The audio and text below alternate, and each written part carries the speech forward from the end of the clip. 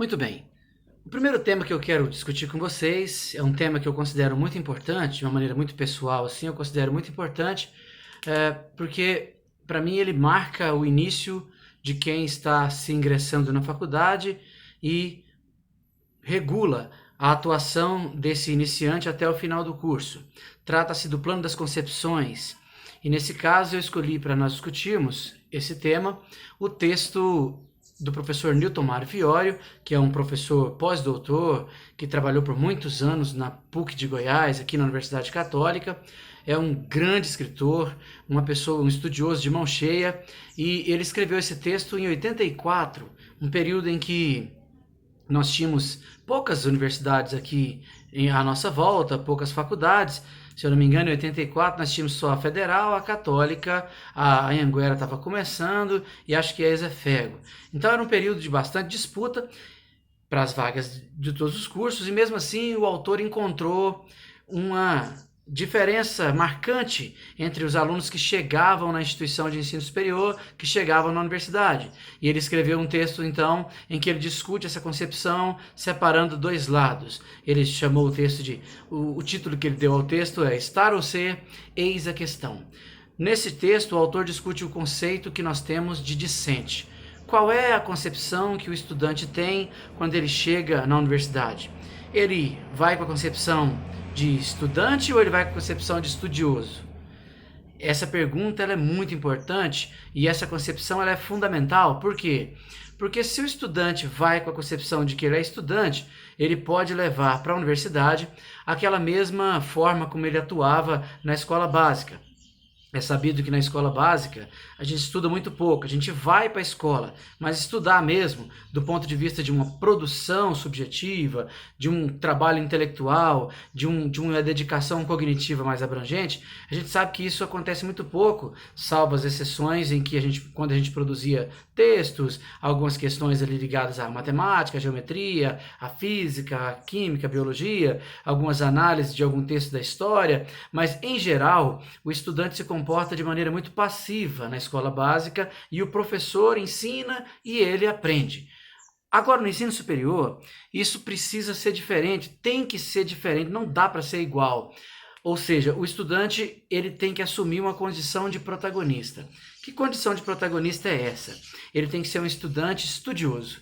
O estudioso é aquele que pesquisa, vai atrás das informações, lê as bibliografias, se interessa pelas aulas, participa das aulas, faz os trabalhos não apenas para ganhar nota, faz as atividades não para ganhar nota, e a preocupação dele não é passar de ano, né? A preocupação dele é se formar enquanto ser e enquanto profissional naquela área em que ele atua. No caso específico do texto, o autor escreve um texto brilhante, com uma linguagem poética, fácil de ser entendida, mas com bastante riqueza de construção de sentido, e ele é um estudioso da literatura, então é muito comum aos estudiosos da literatura ter esse gosto pela estética, pela linguagem mais elaborada, pela sonoridade. O texto é belíssimo, né? Ele começa o texto dizendo assim: Estar ou ser? Eis a questão. Esse é o título do texto.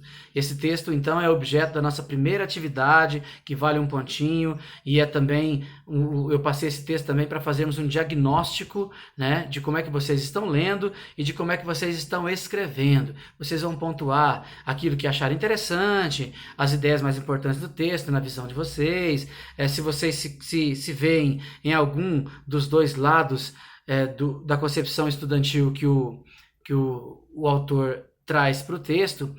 É bom lembrar que esses termos é ele que cria, né? Não existe por aí na academia essa concepção de estudante geográfico e estudante histórico. Isso é o próprio professor Newton Mário Fiorio, que cunhou esses termos, criou esses termos para brincar com essa diferença do comportamento estudantil ali na universidade. Então ele fala, estar ou ser? Eis a questão.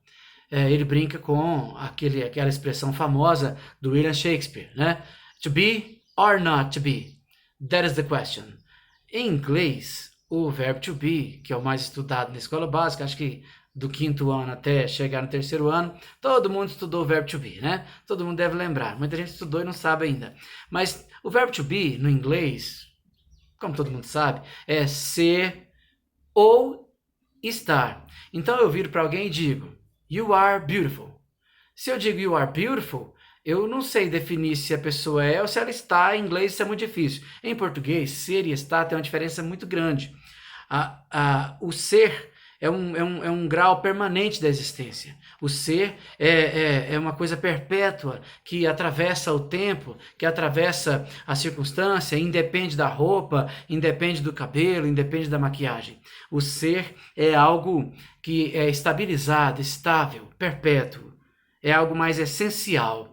O estar, ele é passageiro. Se eu disser para alguém que ele está bonito, esse alguém pode não gostar, inclusive, e pode retrucar, não, eu não estou não, eu sou, né? Brincando justamente com esse sentido da expressão ser e da expressão estar em língua portuguesa, que tem pesos diferentes. Por isso o autor trabalha com o que a gente chama de...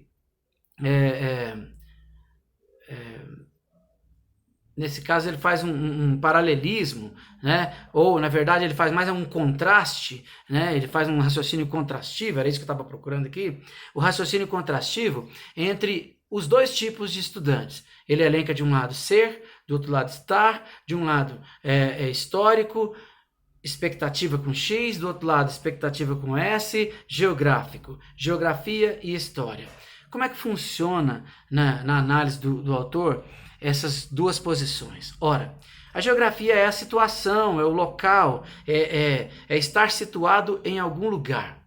Então, o estudante que é geográfico, ele vem para a faculdade nem sempre com o propósito, com a concepção certa. Ele vem para estar ali. E ali ele está. Só que, estando ali, ele não consegue conceber muito bem o papel que ele deve desempenhar. E não sabendo desse papel, ele se comporta de maneira passiva ou de maneira neutra. Assim como todo objeto que está ali na sala, ele também se comporta. O autor até faz um jogo de sentido com isso, trabalhando a ideia de que tudo que está no ambiente acadêmico é acadêmico. A cadeira é acadêmica, o quadro é acadêmico, o giz é acadêmico. Só que tudo isso ignora o porquê. Porquê de estar ali? Assim o estudante faz também. Ele está ali como uma cadeira, como um giz, como o quadro, como o ar-condicionado. Tudo está ali no ambiente, recebe o adjetivo de acadêmico. Ele também é acadêmico, porém ignora o porquê. E então ele começa a caracterizar, né? Não caminha, é conduzido.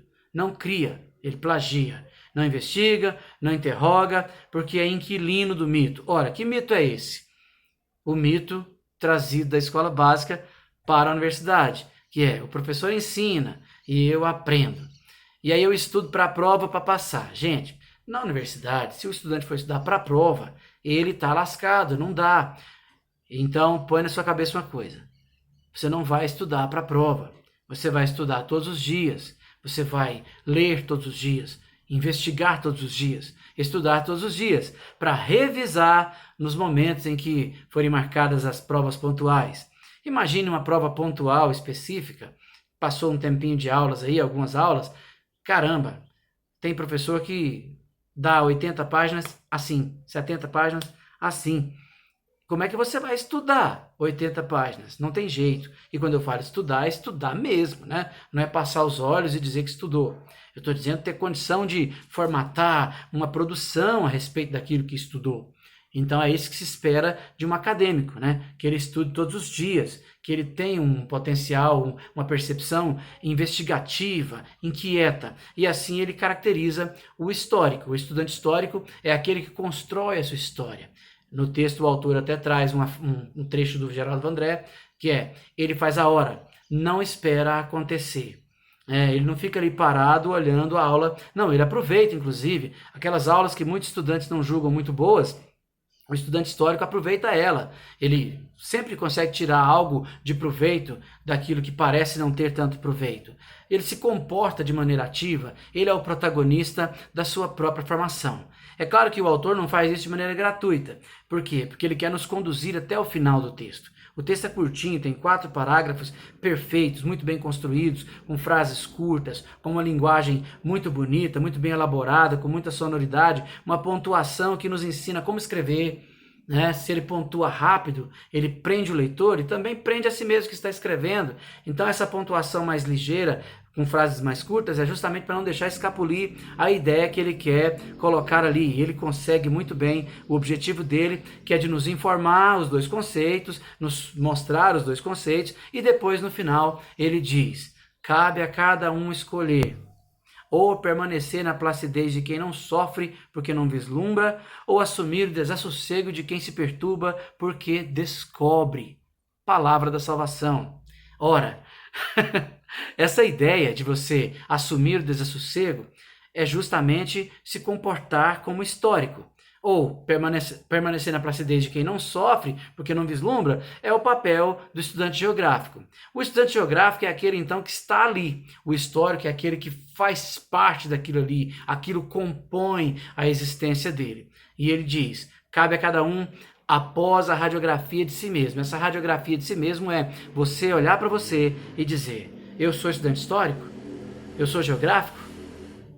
Ou será que eu estou num trânsito de geohistórico, passando de geográfico para histórico, aprendendo agora a estudar? Então é essa a reflexão do texto e é esse o objeto da nossa primeira atividade que vocês farão para nós começarmos a pontuar na disciplina e também eu fazer um diagnóstico de como é que vocês estão na leitura e na escrita. Muito bem, um abraço a todos, muito obrigado, viu? Valeu!